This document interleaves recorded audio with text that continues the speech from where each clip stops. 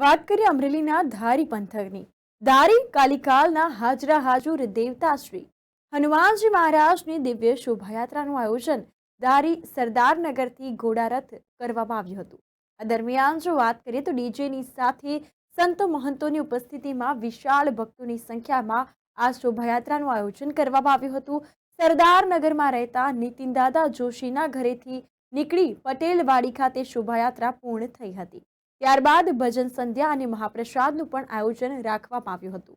આ કાર્યક્રમને દાદાના સેવકગણ દ્વારા પાર પાડવામાં આવ્યો હતો અને ધારી કાર્યકાલના હાજરા હાજુર દેવતા શ્રી હનુમાનજી મહારાજની દિવ્ય શોભાયાત્રાનું ધારી પંથકમાં આયોજન કરાયું હતું। તો સરદારનગરથી ઘોડારથ ડીજેની સાથે સંતો મહંતોની ઉપસ્થિતિમાં અનેક ભક્તોની સંખ્યામાં આ યાત્રા નીકળી હતી।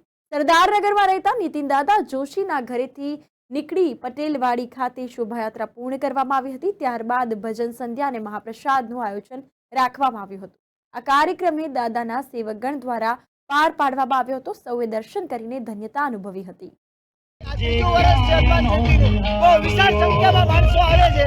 એકવાર ખરેખર ધારી આવો હનુમાન જયંતીમાં ખૂબ સરસ આવજો।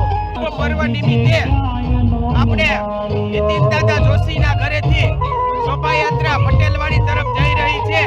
તો એ જ ઉછરક, એ જ આનંદ, એટલો બધો હનુમાન જયંતીનો આનંદ છે। સૌ ધર્મ પ્રેમી જનતાને ખૂબ ખૂબ શુભેચ્છા, ખૂબ ખૂબ આનંદ અને ખૂબ ખૂબ આશીર્વાદ વરસાવે એવી શુભેચ્છા સૌ। જય સિયારામ, જય હનુમાનજી।